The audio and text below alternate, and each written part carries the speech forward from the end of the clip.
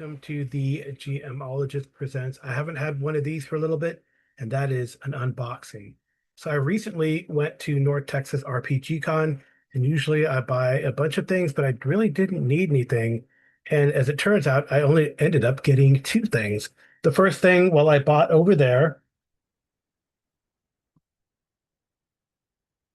and that was this tome, Gods of the Forbidden North, by Rob Alderman, published by Pulp Hammock Press. It's a massive tome. I even got a bookmark that fell out. It's got a ribbon, which is very nice. It's a massive tome. This is from Pulp Hammock Press, their first Pulp Hammock Press, their first Kickstarter, um, done last year. It was printed last year, 2024. And I have the PDF. I was able to get the PDF sort of as a drive-through, like one of the deal of the days on drive-through RPG. And I was excited that Rob was going to be there and have print copies to sell. So I picked this baby up. So it's a like an Arctic frontier kind of campaign. So there's a castle called Thargeddon. There was someone called the Skull God, and he ruled this domain, but 20 years have passed. So now adventurers are coming to stake their claim. And this is done normally with OSE. So this is cool. Here's the there's plenty I'm sure I'm excited about. I'm sure there's plenty of unboxings or whatever, maybe not for a while, but here's the map of this book. And I thought it was really cool. It consists of like 10 chapters as well. So there's an introduction to the Forbidden North. There's ancient tales, so a history of the region. There's a society of the region. Then there's a city, and then it starts with the adventure. And I think what's really neat is I thought was very cool is sort of you kind of start and you make your character as you go through the first adventure in the Voyage of Heroes, the prologue, Gateway to the North, part 1, 2, and 3. You get to the city, and you have an adventure there, and then you get rewards. Something that's also very cool. I mean, as well as the kind of the art that's laid out within the tome. Some great art by a lot of artists you probably have seen if you're familiar with people who work with Hyperborea and the Hyperborean stuff. So among these artists, um, right. So there's plenty of interior artists: Ian Bagley, Adam Black, Carlos Castillo, Jacob Fleming, Peter Pagano, Paul Cementilli, John Torres, Gary Trow, Terry Ventana, Rose Willits, and Sam Willits. So the cover is by Terry Vanata. So cartography is by Glenn Seal and Bill Longino. So anyways, a lot of great art in here. Some really see another piece here. So it's kind of it's not done in Hyperborea. You could, although it has a elves dwarves. I guess it has orcs. And nominally it's OSE.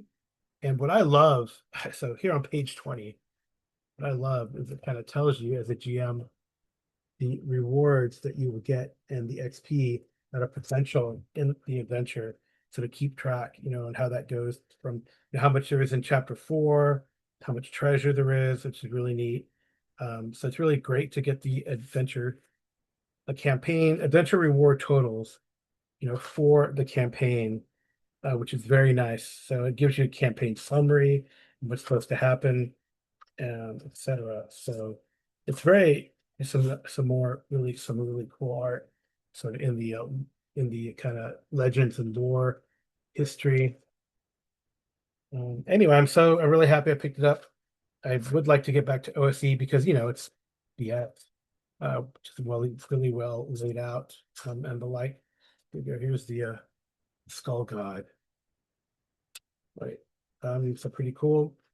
Um, so lots of cultures that you can play. You can play various cultures, and they have all the cultures and cults that there are. So there's multiple human cultures for sure. It talks about religion and the cultural beliefs. It's a really incredibly developed world. And what's kind of neat, and I think I might have Rob on the Geomologist present soon, where maybe we'll talk about his expanded universe, right? His expanded world, and talks about that. He just finished his third Kickstarter, which is the Mega Dungeon of Tharganon, I believe. So it's really cool. So I just wanted to get to the city under the Aurora, the city of Valken Guard, and kind of gives you the law and order. Here's a really cool map of Valken Guard here. I don't know if that's Glenn Seal or Paul Longino, uh, Longino. Yeah, it's really fantastic tome, I think. And very excited. There's rumors that you can get. Oh, look at this. He has a T-shirt of this, by the way, that you can get on the as merch on his website. Um, anyway, very excited. Here's the Eye of Jakara, which is the opening scene, and so kind of a wake-up call, a prologue as the North, and it's kind of neat. So uh as you start, hey, you dead, wake up. Captain's orders. A grimy shoulder shakes your cot.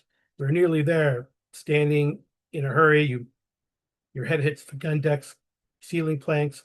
Mind your cabin space, he laughs, slapping the hull. Spacious as a coffin, ain't she? You should go wash up in the head. I'll wait till you're done. Moving down the gun deck's hallway, you find the privy door and step inside. It's nothing more than a bucket of dubious murky water in a smelly hole in a wooden bench. Relieving yourself, you splash your face and look into the hazy mirror bolted on the bulkhead. So then prompt your players to complete steps 1 and 2 of creating a character advanced method in section of Old School's Essential Advanced Fantasy Player's Guide by Necrotic Gnome. So you roll your ability scores and then choose your race at this point, which is kind of neat. So optionally, the player might pick one of the cultures in Chapter 2. The Anoric, the Hadeans, the Wujan, and demi-humans do not require a culture, right? They have their own sort of kind of their monolithic cultures. Anyway, you pick a class in step 3. Step 4, you adjust your ability scores. Imperial paperwork, get your attack values, et cetera, et cetera. So by the time you get to shore on the boat, after you buy your equipment in the cargo hold, you have your final experience points. You set your XP to 0, and you go through that, which is kind of neat. And I guess you could do that as part of a session 0, and then you begin the adventure here in the sea market, which is really nice. So it's really fantastic. I'm really glad I picked it up. I really hope to get it to the table. And as I have the PDFs, I usually DIY things on the Roll20, so that can be pretty exciting. Now, the second thing I went back to purchase, and the author kindly allowed me to buy and then get, and I'll probably have that author too as well. And this is what I was sent. He's let me to buy and get from his web store. So here we go. Oh, I guess I should measure this little envelopey thing. It's pretty thin, so probably nominal the amount of centimeters. But this is a sort of a 7-inch or 18 centimeter by 10-inch or 26 centimeter or so envelope. Sort of cardboard envelope. And I opened it up top here. Let me sort of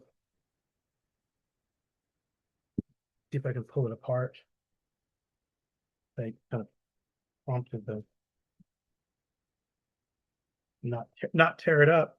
Probably be good to slice the tape at the bottom.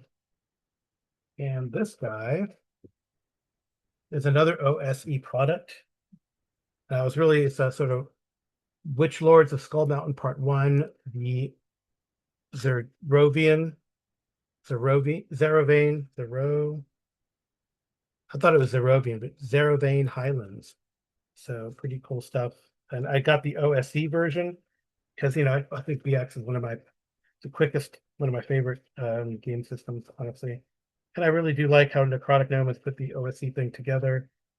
So here you go. So written by from the OSE version, mysticbull.com, Mystic Bull Press, written by Paul Wolf, who I will probably get on here. We have a great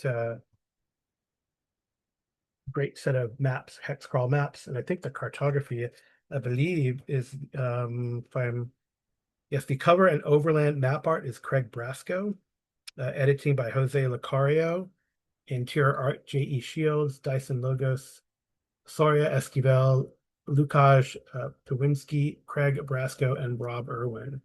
And it's a slight tone, but it's the first of a few of his collections. I think he's in the process of writing part two, and he has a part three, which I believe is going to be a mega dungeon, but I will have him on Geomologist to confirm that. But here's kind of the hook. What I did like, there's a couple of things I really liked is you start in a small village. It's not very big. You don't have a lot. There's events that can happen in the village. There's rumors that you can get out of the village. Lots of fun, sort of random rolls to create encounters and various encounters. And really, it's just a hex crawl. There are spaces, like you can see, there are spaces on the hex crawl, sort of the orangey background hexes have a site, and you can go to those sites. And what I really enjoyed, honestly, very you can see, I'm going to blur it on purpose, but you can see it's kind of done in like short form, outline form almost. So, it can be whatever you want to add to, right? Not super, you describe it as you're playing. You describe it to your players as you're playing, and you go through it. I think that's really great and very small, not no mega dungeons, small sort of dungeons and locales, great amounts of treasure, definitely has, how much treasure you get and all that kind of stuff, magic items. So there's um various encounters, right? You can see various dungeons that you can find in the locale, but really is the whole adventure, the whole area and site is predicated on a really cool hex crawl here. And apparently he's gonna like add, I think he has like a section up here next and a section down here next. But and then you can get various treasures that are on the back here, the different kind of treasures that you can find. And I think it's a really nice little uh, start to a great hex crawl. And honestly, I found a like a world map almost where you can um, where I can place it. So I'm very excited. I definitely would like to get this to the table too.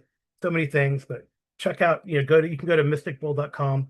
I'll probably put link in the notes for this and check them out. And I'll put links, of course, in the for Pulp Hammock Press as well, so you can check out Gods of the Forbidden North. But the couple things that I've got at North Texas RPG Con didn't get a whole lot of other stuff. I really don't need a lot. If you were to look at my shelf very briefly, actually, let's see if this, I wonder if this will work. You can see kind of what my shelf looks like. Of course, it's a picture and not really for reals. But yeah, that's from a few months ago, but uh, it's definitely changed and the like. So you can see Mothership, Hyperborea, Transformers, GI Joe stuff as well. City of Mist, Traveler got lots, Pathfinder 2 got lots. A lot of the there's Octoon Cthulhu, there's a Money Games things, and if I go, oh, look at this wonderful Starship Warden OSR type of stuff, Hornmaster. Anyway, lots of stuff. But there you go. Check out these two wonderful, wonderful offerings, Forbidden North and the Witch Lords of Skull Mountain, Gods of the Forbidden North, Witch Lords of Skull Mountain was fun, sort of hex crawl. And actually, that's the thing. So after the city adventure, the Gods of Forbidden North becomes like a hex crawl, a massive hex crawl with lots of dungeons and lots of things to see, as you can tell, pretty thick. So yeah, different, short term, short-ish term, and long term. All right. Thanks so much for watching and listening. And that has been What Did Carl Purchase at North Texas RPG Con.